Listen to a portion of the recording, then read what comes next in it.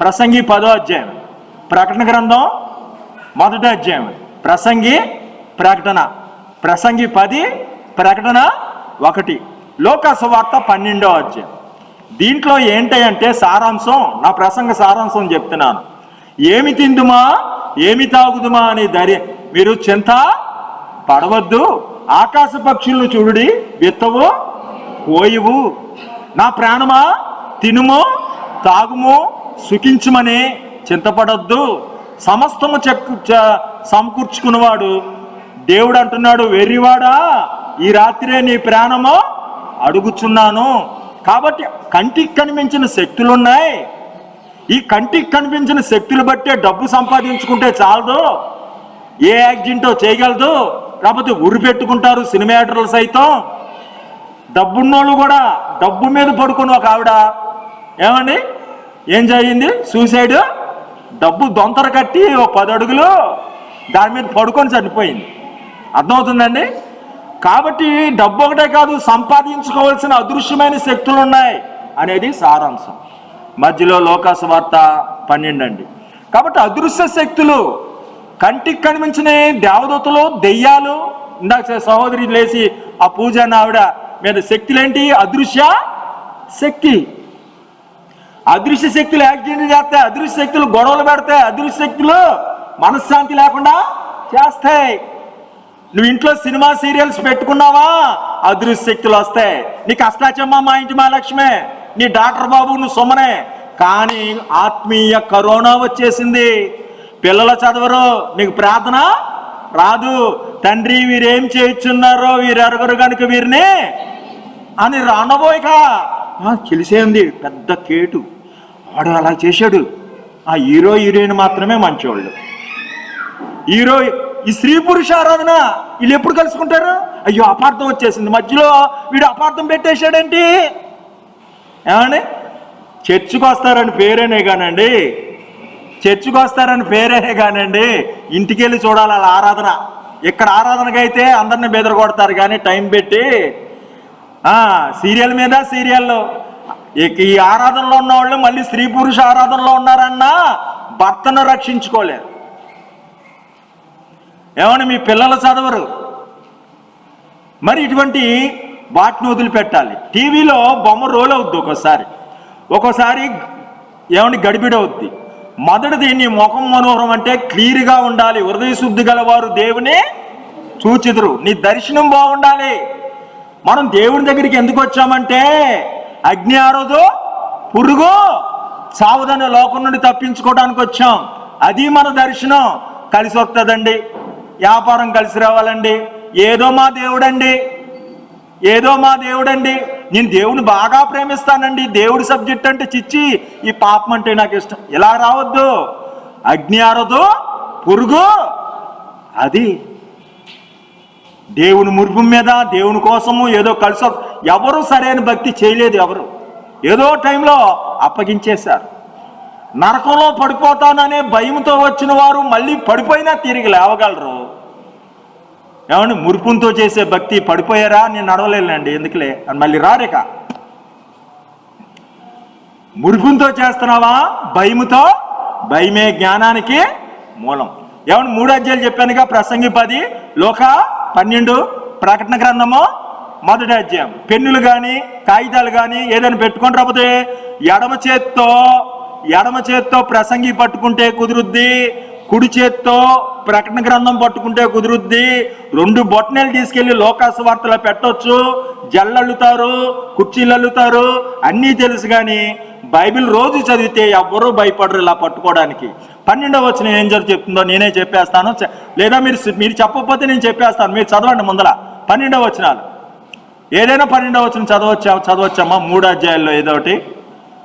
ప్రకటన గ్రంథంలో నేను చెప్తున్నాను 12వ వచనము, ఇది వినగా నాతో మాట్లాడుచున్న స్వరం ఏమిటని చూడా తిరిగి. స్వరం ఏమిటి? 1000 ఏనుగులు పిలుస్తున్నా నా పిలిపే వినబడుతుంది. ఏనుగులు మగోళ్ళు గుర్తుమాటండి. ఏమని ప్రియురాలకి ఎవరు వినబడుతున్నారు? 1000 ఏనుగులు, 1000 మంది ఉన్నా అందులో ప్రియుడు స్వరమే ఉంటుందట. ఏమండి ఈ తాయితీ కట్టుకో అనేది ఒక ఏనుగు చెప్తుంది. కన్యకను ఒక పురుషుడికి ప్రదానం చేసినట్టు నీ హృదయం యేసుక్రీస్తుకు ప్రదానం చేశాను బాప్తిసం ఇచ్చి. సర్పం యుక్తిగా వచ్చి ఇది లాభం అది లాభం ఇది బాగుంది ఏం పాపం కాదు కదా అని చెప్పుద్ది. అవ్వమ్మను చెరిచింది. ఎదురుగొచ్చి మాట్లాడిన ఏది వినకూడదండి. ఏ సాక్ష్యమైనా ఎదురుగొచ్చి చెప్పాలి, పక్కనొచ్చి చెప్పిన వినకూడదు. అర్థమైందండి? కాబట్టి మీ హృదయాలు లోకతో స్నేహం చేస్తే అది వ్యభిచారులారా అన్నాడు. లోక స్నేహము దేవునితో వైరము కాదు. కాబట్టి ఎవరు స్వరం వింటున్నావు? కొనేటప్పుడు నువ్వు అడిగి కొనాలి, వెళ్ళేటప్పుడు అడిగి బయలుదేరాలి. ఏ వ్యాపారమో అడగాలి. ఆయనకి ఇష్టం కాని వ్యాపారం వద్దు, ఆయనకి ఇష్టం కాని పెళ్ళి వద్దు, ఆయనకి ఇష్టం కాని చేయకూడదు. 10th పాస్ అయ్యారు, బైపీసీఏ హెచ్ఈసీ అని దేవుణ్ణి అడగ. నాకు ఇది నచ్చిందండి. నచ్చిందంటే నచ్చినట్టే ఉంటుంది. ఎక్కడ వేసిన గొంగలే. ఎంఏ అయిపోయింది, ఉద్యోగం లేదు. ఎంటెక్ అయిపోయింది, ఉద్యోగం. దేవుణ్ణి అడిగి బయలుదేరితే ఎర్ర సముద్రం అడ్డు వచ్చినా పాయిలు అవుద్దంతే. అది యోర్దానైనా ఎర్ర సముద్రాన్ని పారిపోద్దు. భయం లేదు, జయం మనం చిత్తంలో. మేఘం కదిలితే కదిలారు, ఆగితే అది దేవుని బిడ్డల పని. మరి మనం ఎలాగ అడుగుతున్నాము? యెహోవా వద్ద విచారణ చేయకుండా. ఎవరిని అడిగి బయలుదేరో యెహోషువకు చెప్పాడు. కాబట్టి మనం విచారణ చేయాలి. ముందర స్వరం వినాలి. స్వరం వినాలంటే హృదయ శుద్ధి కావాలి, మనకు దర్శనం కావాలి. ఈ 12వ వచనంలో లోకావాస వార్తలో కూడా 12 మీరు ఏమి చెప్పవలసినది పరిశుద్ధాత్మ గడిలో మీకు తెలియజేస్తారు. 12వ వచనం. మళ్ళీ ఇంకో 12వ వచనం ఉంది. ఏమండి? ప్రసంగి 12, 10, 12 చదవండి. జ్ఞానిని మాటలు ఇంపుగా ఉండును, బుద్ధిహీనుని మాటలు వానినే మింగివేయను. 12వ వచనం అలా అయిపోయినాయా? స్వరం అయిందండి. ముఖం మనోహరం. చూడండి 1వ వచనం. బొక్కావాని తైలంలో చచ్చినేగబడితే అది చెడు వాసన కొట్టు. దేవుని స్తోత్రం. సంఘం అండి ఇది. బొక్కావాని తైలము లేదా నీ హృదయం అండి. చిన్న తేడా వస్తే మన దర్శనము లయ. ఒక భక్తుడి కంట రోజు 4 గంటలు లేపేవాడంట దేవుడు. ఆ రోజు తనకు కావాల్సిన సబ్జెక్టులో దేవుడి విషయమే ఆ అరికథ దగ్గర ఏదో చెప్తుంటే కొద్దిసేపు అలాగ ఆగాడి విన్నాడంట. ఆ తూము దగ్గర అక్కడికి వెళ్ళా, దూరం నుంచి వస్తే విన్నాడంట. ఆ తెల్లారుజామున లేపలా. అర్థమైందండి? హృదయ శుద్ధి గలవారు ధన్యులు. తీగలు మీరు, ద్రాక్షవల్లి నేను. నాకు వేరుగా ఉండి మీరేమి? తీగి ద్రాక్ష వల్ల నిలిచి ఉండాలి. ఏమండి? బాప్తీసాలు పొందుతారు, బాప్తీసాలు రక్షించవు, గుర్తింపు మాత్రమే.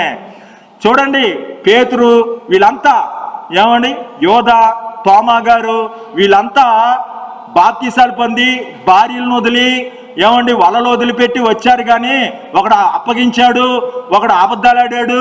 ఏమండి? తోమా గాయాలు లేపారు. కానీ ఎప్పుడైతే నిలిచి ఉన్నారో వారి మీద పరిశుద్ధాత్మ వచ్చింది. అవునా కాదా? మీరు ఎంతసేపు నిలిచి ఉంటున్నారనేది ముఖ్యం కాదు, బాప్తిసం పొందారా లేదనేది ముఖ్యం కాదు. బాప్తిసం అక్కర్లేదని మళ్ళీ బోధిస్తారేమో. బాప్తిసం కావాలి. కొన్ని పరిస్థితుల్లో ప్రాప్తిసం లేకపోయినా పర్వాలేదు. కొన్ని పరిస్థితులు అవి పాస్టర్ గారు, పాస్టరమ్మ గారు చెప్పుకుంటారు. దేవుని స్తోత్రం. ఏమండి? బాప్తిసం కావాలని బాప్తిసం పొంది తృప్తి పొంది నిలిచి ఉన్నది ఎంతసేపు? బుక్కావాని తైలంలో చచ్చినేగబడితే అదంతా చెడు వాసన కొట్టును. మరి ఇంకో వచనము, 1వ వచనము, ప్రకటన గ్రంథం 1. యేసుక్రీస్తు తన దాసులు కనబరిచిన ప్రత్యక్షత. యేసుక్రీస్తు ప్రత్యక్షత ఎవరికి ఇస్తాడండి? పాపము చేయవాడు, పాపమునకు దాసుడు. యేసుక్రీస్తు తన దాసులకు ఇస్తాడు ప్రత్యక్షత. ఇంకో వచనము, 1వ వచనం. జనులు వేల కొలదిగా వచ్చారట యేసయ్య మీటింగ్కి. వాళ్ళని చూసి యేసయ్య పొంగిపోలేదు. వేల కొలదిగా వస్తున్నారని నువ్వు అంటున్నావేమో. పులిసిన పిండి ఉన్నది, జాగ్రత్త అన్నాడు. చూసుకోండి, కాలితే ఉంటుంది. పులిసిన పిండి వేల కొలది వస్తే కాదు, పులిసిన పిండి ఉంటుంది. శుద్ధత గురించి 1వ వచనం. నీ ముఖం మనోహరమో, నీ స్వరమో మాధుర్యం. దేవుని స్తోత్రం. ఎవరు స్వరం అంటే ఇష్టపడుతున్నావో? యేసయ్య స్వరం అన్నా ఎప్పుడైనా విన్నా. సౌలా సౌలా నన్నేలా హింసించు చున్నావనే స్వరము, సౌలా సౌలా నన్నేలా హింసించు చున్నావనే స్వరము, సౌలాది కుని అంత సంధింపగానే, సౌలాది కుని అంత సంధింపగానే సద్భక్తుడై పౌలుగా మారిపోయాడట. ఏ సన్న స్వరమన్నా నీవు ఎప్పుడైనా విన్నావా, ఏ సన్న స్వరమన్నా. ఏమండి, నాకు దేవుడు మాట్లాడిన రోజు ఉండదు. ఓకే, మీరు వింటున్నారా? స్వరం వింటున్నారా? ఎలా చెప్తాడండి? ఏ గ్రూపు? నేను ప్రార్థన బాగా చేస్తున్న దినాల్లో నాతో మాట్లాడింది తక్కువ, కానీ ఇప్పుడు సేవకుడుగా ఉన్న తర్వాత ఎక్కువ మాట్లాడు. దేవుని స్తోత్రం. ఏమండి, మీ ప్రభునందు ప్రయాస అర్థం కాదు. అప్పుడు ప్రార్థన ఇప్పుడు వదిలిపెట్టలేదు నన్ను, ఇప్పుడు మాట్లాడతాడు. జకర్యా నీ ప్రార్థన ఏ ప్రార్థన వ్యర్థం కాదు. దేవుని స్తోత్రం. కాబట్టి అండి, ప్రభునందు ప్రయాస వ్యర్థం కాదు. మనం ఆయన స్వరం విని ఏదైనా చేయాలి. కాబట్టి మారు మనసుకు కూడా స్వరం వినాలి. ఆ బాప్తిసం తీసుకుంటారో పేరు మార్చుకుంటే మంచిది. అభ్యంతరమైన పేర్లు లక్ష్మి, వెంకటేశు వాళ్ళ పేర్లు తలవకూడదు కాబట్టి మార్చుకోవాలి. అభ్యంతరం కానప్పుడు మనం మార్చుకోవాల్సిన అవసరత. ఆయన సమస్త దేవతల కంటే పూజ కాబట్టి మీ ఇష్టం, మీ అభిరుచి అనుకోండి. అది ఎవరో అభ్యంతరం పెట్టేది కాదు. 12వ వచనాలు ఇలా కలిసినాయి, 1వ వచనాలు కలిసినాయి కదా. 15వ వచనం చదవండి. 15వ వచనం ప్రసంగి 15వ వచనం. ఊరికి పోవు త్రోవ చదవండి. ఊరికి పోవు త్రోవ ఎరగిన వారై బుద్ధిహీనుడు ప్రయాస చేత. ఏంటి త్రోవ? ఎవడి బుద్ధిహీనుడు అంటే మానవుడు. అయ్యా, నిలవరమైన పట్టణం మనకిక్కడ లేదు. ఎత్తు చోట్లకు మనుషులు భయపడతారు. బావిలో చక్రం పడిపోతుంది, బుడ్డ బురసకాయ పగిలిపోతుంది, కిటికీలో ఉండి చూసువారు కానరారు, విసిరువారు తక్కువ అవటం వలన పని చాలించుకుందురు. ఏమని? మరి అన్ని తిరగటదారు ధ్వని తగ్గిపోవును. నువ్వు ఉండవయ్యా. ప్రతి 75 ఏళ్ళు బ్రతికిన మనిషి 25 ఏళ్ళు చచ్చిపోతాడు. చచ్చిపోవడం అంటే ఏంటి? రోజు 8 గంటలు నిద్రపోతారు. 75 ఏళ్ళు బ్రతికిన మనిషి 25 ఏళ్ళు చచ్చిపోవడం అంటే నిద్రపోతాడు. అంతకంటే ఎక్కువ కూడా నిద్రపోతాడు. మిగతా 25 ఏళ్ళు రెక్కాడితే కానీ డొక్క ఆడదు. 50 ఏళ్ళు పోయినాయి, మిగతా 25 ఇంకా 25 ఏళ్ళు మిగిలినాయి. ఈ 25 ఏళ్ళలో ఎయిడ్స్ ఎదుర్కోవాలి, క్యాన్సర్ ఎదుర్కోవాలి, టీబీ ఎదుర్కోవాలి, బీపీ ఎదుర్కోవాలి, ఏమన్నా kidney trouble heart attack, accident తప్పించుకోవాలి, పిల్ల ఎలా జరుగుతుందో వంట వండుకోవాలి, ఉల్లిపాయమా పచ్చిమిరకాయమా అని వంట వండుకోవాలి, స్నానాలు చేసుకోవాలి, తినాలి. పిల్లలు బాగుంటారా, మనవలు బాగుంటారా? ఇవన్నీ 25 సంవత్సరాలు. నువ్వు ఈ బతికింది ఏంటి? ఇవి కొద్దిగా ఏదైనా వింటే చిరంజీవి, బాలకృష్ణ, అత్తాచమ్మ, మా ఇంటి మహాలక్ష్మి, పేకాడోడు పేకాట, ఆకు ఒక్క. ఆయన సన్నిధిలో సంపూర్ణ సంతోషం, ఆయన కుడి చేతిలో నిత్య సుఖాలు ఉన్నాయి. దేవుని స్తోత్రం. ఊరికి పోవు త్రోవ వెరగక బుద్ధిహీనుడు ప్రయాస చేత ఆయాసపడుతున్నాడు. అన్నను మోసం చేశాడో బుద్ధిహీనుడు, తండ్రిని మోసం చేశాడో బుద్ధిహీనుడు. ఊరికి వెళ్ళో త్రోవ తెలియదు. మధ్య అర్ధరాత్రి సాయంకాలం అయిపోయింది, అక్కడ అలసుడొచ్చి నిద్రపోతున్నాడు, ఇటుకిని తలగడగా చేసుకొని. ఇదే నీ త్రోవ, అక్కడికి ఇక్కడికి వెళ్తావంటే అని నిచ్చెన చూపించాడు. కింద నుంచి దేవదూతలు పైకి వెళ్తున్నారు, పైనుంచి దేవదూతల కిందకే వస్తున్నారు. నిత్యంగా స్థలంలో దేవుడు ఉన్నాడని అక్కడ బేతేలు అని పేరు పెట్టి ఇటుకుని మీద నూనె పోసి నేను తిరిగి వస్తే, క్షేమంగా వస్తే ఇక్కడ నేనేం చేస్తానో మందిరము. ఇంకో బుద్ధిహీనుడు 1000 మంది భార్యలు కలిగి ఆయన ప్రార్థన చేస్తే ఆకాశంలో ఉండి అగ్ని వచ్చి బద్దల్లో 1000 మంది భార్యలను చేసుకొని తీరా చూసుకుంటే పెద్దమైతుంది. ఇక్కడ రాహేలు అనుకున్నాడు. సరే మళ్ళీ ఏడ్చేసి, అయ్యో నన్ను మోసం చేశావు.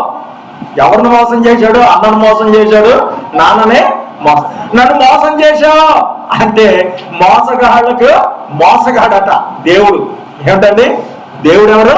మోసగాళ్ళకు దొరుకుతావురా సహోదర, దొరుకుతావురా సహోదరి. చిన్న చూపు చూసి భర్తను మోసం చేస్తున్నావో, ఎవరిని మోసం చేస్తున్నావో, నీ పాపం నిన్ను మోసం చేస్తే అరే రే రే అంటే, అయ్యా మళ్ళీ ఇంకో 7 ఏళ్ళుండు ఎదురు కట్నం కోసం నాకు కొలువు చేయి, ఆ చిన్న కూతుర్ని ఇస్తాను. 7 ఏళ్ళు ఒక అమ్మాయి కోసం, ఇంకో అమ్మాయి కోసం 7 ఏళ్ళు, 14 ఏళ్ళు ఉండి కొద్ది అయినా సంతోషంగా అనిపించింది, కొద్ది దినాలుగా వచ్చిందంట. ఇక ఈయన గారి పని ఏంటి? నీ మొక్కము మనోహరము,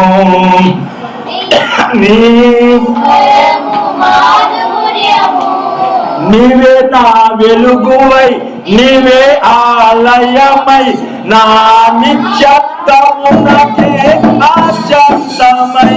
నీవే నా వెలుగువై, నీవే ఆలయమై, నా నిత్యత్వమునకే అత్యంతమై.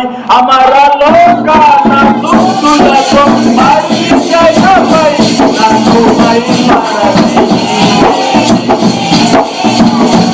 అమరలోకాన దుస్తులతో పరిచయమై నన్ను మైమరచి. యేసయ్యా నా ప్రాణప్రియుడా,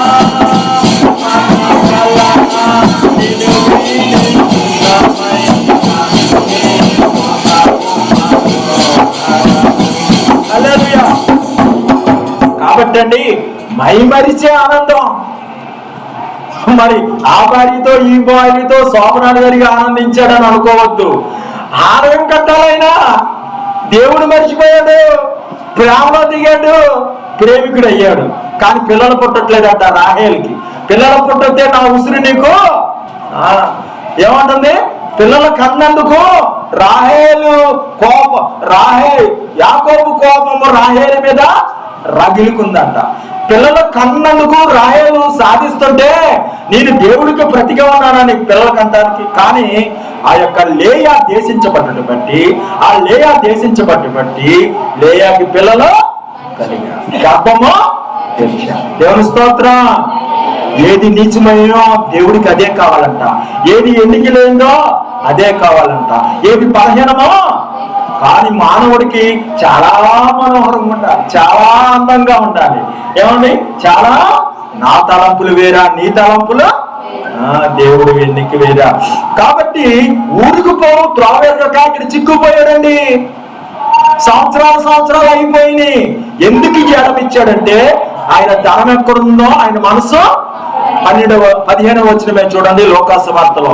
మీరు ఏ విధమైన లోపం చేత ఎడమియ్యక అంటాడు. ఎడమిచ్చేస్తారు. పాదాలు ఊరిలోంచి తప్పిపోయినాయి, పాదాలు రహదారిలో తప్పినాయి, ఎడమిచ్చేశారు. డబ్బు కోసం అబద్ధాలు ఆడుతున్నారు, వారి ఇష్టానుసారంగా ఎడమిచ్చేశారు. అయితే మనం అందరం ఎక్కడికి వెళ్ళాలంట? ఇంకో 15వ వచనం ముందు చూడండి. ఎడమిచ్చిరి అని ఉంటుంది అంతేనండి. అక్కడ చూడండి డబ్బు ఎడమిచ్చిరి అని. ఇక్కడ 15వ వచనము ఆయన పాదములు కొలిములో పుటం వేయబడ్డ అపరంజితో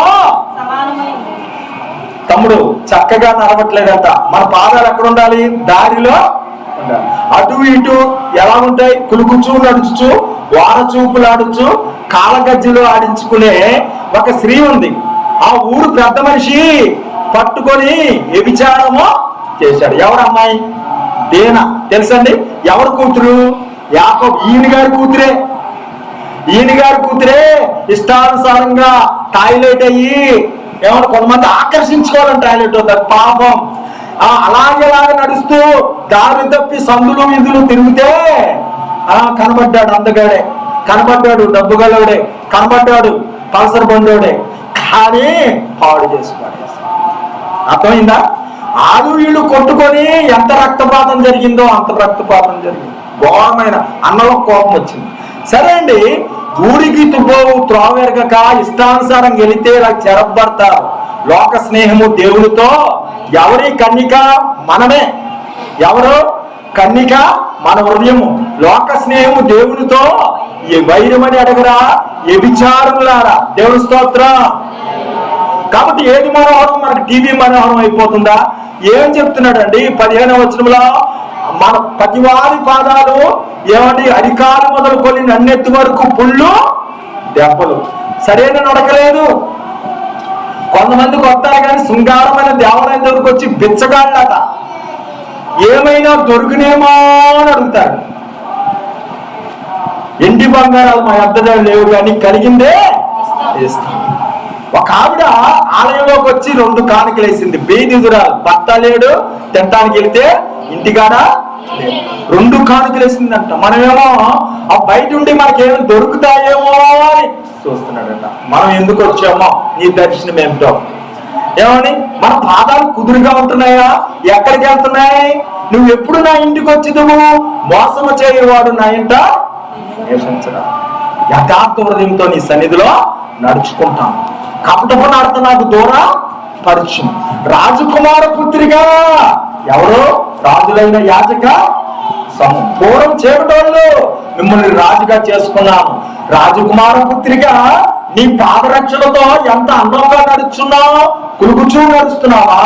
వారచూపులు చూపుతూ నడుస్తున్నావా? కపటతో నడుస్తున్నావా? యథార్థమైన నడక, ప్రేమ నడక నడిచి యేసయ్య తన ప్రాణాన్ని అర్పించాడు. మనం ప్రేమ కలిగి నడుచుకోవాలి, దయ కలిగి నడుచుకోవాలి, యథార్థ నడక నడుచుకోవాలి. ఈ 3 వచనాలు అయిపోయినాయి. నీవే నా తోడువయ్యండి. 18వ వచనం. 18వ వచనం చూడండి. ఇక్కడ లోకసువార్త అదే చదవమ్మ. ప్రసంగి, సోమరతనం చేత ఇంటి కప్పు దిగబడిపోవును, చేతులు బద్ధకము చేత ఇల్లు కురియను. యెహోవా ఇల్లు కట్టించిన యెడల కట్టువారి ప్రయాస. నీ జీవితము కట్టబడాలి. ఎవరు కడతారు? పాడైన బ్రతుకుని ఎవరు కడతారు? అమ్మా, పాడైన నీ బిడ్డ బ్రతుకుని ఎవరు కడతారు? ఎవరు కడతారో తెలుసా? తను తాను పడగొట్టుకొని కట్టుకున్నవాడు నిన్ను కూడా కడతాడు. సమస్తము కట్టువాడు ఆయనే. హల్లెలూయా. కాబట్టి సృష్టించిన అతి పరిశుద్ధమైన దాని మీద కట్టుకోవాలి. ఏంటి ఆ 18వ వచనం? ప్రకటన గ్రంథంలో మొదటి అధ్యాయంలో 18వ వచనం ఏముంది? మొదటి వాడును కనపడే వాడును ముద్దునైతిని గాని, అది పడగొట్టుకొని కట్టుకున్నాడు. ముద్దునైతిని గాని ఎగిరివాడు సజీవున్నో ఇంకా అవలేదు. పాతాళం యొక్క తాళం చెవులు ఉన్నాయంటే గది ఉన్నట్టే. ముద్దుడై తిరిగి లేవడం, తను పడగొట్టుకొని ఈ ఆలయాన్ని పడగొట్టండి 3 రోజుల్లో కడతాను. పడగొట్టుకున్నట్టు గుర్తుంది, పునరుద్ధరించుకున్నట్టు ఉంది. తాళపు చెవులు కూడా ఉన్నాయి. హల్లెలూయా. ఇంకో 18వ వచనం చూడండి లోకసువార్తలో. నా కొట్లు ఇప్పి వాటికంటే గొప్ప వాటిని కట్టించి. హల్లెలూయా. కట్టులు చూసారా? ఉన్నోడు గొప్ప వాటిని కట్టించాలనుకుంటున్నాడు, చెడిపోయిన వాళ్ళు బాగు చేసుకోవాలనుకుంటున్నారు. యేసయ్య వీరందరి కోసమో నన్ను అడిగి మీకోసమే ధన సమృద్ధి చేసుకుంటే, మీకు మీరే కట్టుకుంటే నిజమైన దివ్యమైన ఇండ్లు కలవు కానీ దాంట్లో ఎవరు ఉండట్లేదట. ఏమి కడుతున్నావు? ఏమి కట్టాలనుకుంటున్నావు? ఏమంటే సొలొమోను కట్టాలనుకున్నాడు తండ్రి చిత్తం ప్రకారం. దావీదు కట్టాలనుకున్నాడు, నా కన్నులకు నిద్ర అయినా నా పరుండి మంచంకైనా ఎక్కన. నీ మందిరం కోసం మీరు ఏం కట్టాలనుకుంటున్నారు? నీ ఇంటిని గురించి ఆసక్తి నన్ను భక్షిస్తుంది. అమ్మ, ఎవరి కోసం ఆసక్తి? మాకు ఇల్లుంటే బాగుంది, స్థలము సిద్ధపరచ వెలుచున్నాను. తండ్రి ఇంటి అనేక నివాస స్థలాలు లేని వల్ల మీకు చెప్తాను. మీరు ఆలోచించవద్దు, మీ గురించి మీరు ఆలోచించవద్దు. ఎవరినో చింతించి తన ఎత్తు 3 ఎక్కువ చేసుకో. 3:18 నీవే నా తోడువై చరణం ఉందండి. అలాగే నీవే ఆలయమై అనేది 19వ వచనం చూడండి. దేనితో ఆనందించాలి? 19వ వచనం చూడండి. 19వ వచనం చదవండి. నవ్వులాటలు పుట్టించడానికి విల్లు చేస్తారు, ద్రాక్షారసం ప్రాణానికి సంతోషము, అక్కడికి వచ్చును. చూడండి, ద్రవ్యం అంటే ఇష్టమైన అందరికి ఇక్కడ ఏమి ఉన్నాయి చూడండి. ద్రవ్యము, ద్రాక్షరసము, ఇంకేంటండి నవ్వులాటలు, కామెడీ. బోళ్ళంతా కామెడీ చేస్తారంట, వచ్చిన వాళ్ళకి డబ్బులు ఇస్తున్నారంట. ద్రాక్షరసం ఇంకా పండగ. హల్లెలూయా. ఎంత సంతోషం కోసం ఉంది. ఈ 19 ఇంకోటి ఉంది లోకసువార్తలో సంతోషం. లోకసువార్తలు 19 నా ప్రాణముతో తినుమో తాగుమో సుఖించు. ఇక్కడ కూడా సుఖమే. హల్లెలూయా. కానీ దేని ఎందుకు సుఖించాలట? 19వ వచనం ప్రకటన గ్రంథం. జరుగుతున్న వాటిని, జరగచ్చున్న వాటిని రాసుకొనుము. దేవుని స్తోత్రం. నీ హృదయమైన పలక మీద రాసుకో. అదే అంటాడు, అమరలోకాన శుద్ధులతో పరిచయమై నన్ను మైమరిచిపోయే ఆనందం. నిజంగా నాకు 3 అధ్యాయాలు గెలుపుతుంటే నాకు అలాగే ఉంటుంది. టైం తెలియదు, గంటలు గంటలు వెళ్ళిపోతాం ఏమని. మరి నువ్వు ఈ దేంట్లో ఆనందిస్తున్నావు? బైబిల్ ఉంటుంది, ఎప్పుడు తీరు అష్టజమ్మ మా ఇంటి మా లక్ష్మి మోకాలు రేగులు వెళ్ళిపోతుంటాయి ఏమని. వాక్యం చదువు రుచించదు, ఆ ఒక్క వచ్చినము పట్టుకొని క్యాలెండర్లో వచ్చినము చదువు కూడా వచ్చు, ఏమి చదవరు. ఎవరైతే 8 అధ్యాయాలు చదువుతారో వారు ఆశీర్వాదమైన చూసుకోండి. సభ రాకపోతే నన్ను అడగండి, 8 అధ్యాయాలు రోజు చదువుకోండి, నా మీద పరిశుద్ధాత్మ రావట్లేదండి, నాకు ఆశీర్వాదం రావట్లేదండి అనండి. 8 అధ్యాయాలు చదివి. వాక్యం అంటే ఎవరు? దేవుడు. 8 అధ్యాయాలు ఆరాధన చేయండి. ఓ స్తుతి అంటే కాదు, ఆరాధన చేయండి. మీకు అన్ని ఏమని గొప్ప మేలు దాచబడిన ధనం వెతికినట్టు వెతకాలంట. వెండిని సంపాదించుడి కంటే ఏమండి ద్రాక్షరసంతో కూడా పోల్చాడు. కానీ సంపాదన అంతా ఇచ్చి సంపాదించుకోవాలన్న దేవుని స్తోత్రం. ఏమండి అదృశ్య శక్తులు. ఇంకో చరణం ఉందిగా, అదేంటి? నీవే నా శైలమై, నీవే నా శృంగమై, నా విజయానికే నీవు భుజబలమై, నీవే నా శైలమై, నీవే. మీకు అర్థమైందండి ఈ చరణము? శత్రువుకు ప్రత్యక్షమయ్యాడట. శత్రువులు ఉంటారు. ఎవరెవరు ఉన్నారు మీ శత్రువులు? ఏమండి శత్రువులు ఎవరో తెలుసా? జబ్బు ఒక శత్రువు, కంటికి కనిపించిన సాతాను ఒక శత్రువు, ప్రమాదం ఒక శత్రువు. ఏమండి నీ పక్షం నుండి నీతో సమకూర్చిన వారు శత్రువు. నీతోనే ఉంటారు. నీకు సమకూర్చిన వారంతా నీకు శత్రువట. నీకు విరోధి కాని వాడంతా నీ పక్షాన ఉన్నాడట. కానండి ఒకరు గుర్తుపెట్టుకోండి అమ్మా, శత్రువులు ఏంటో తెలుసా? మన శరీరం మనకు శత్రువు. నిద్ర ఒక శత్రువు.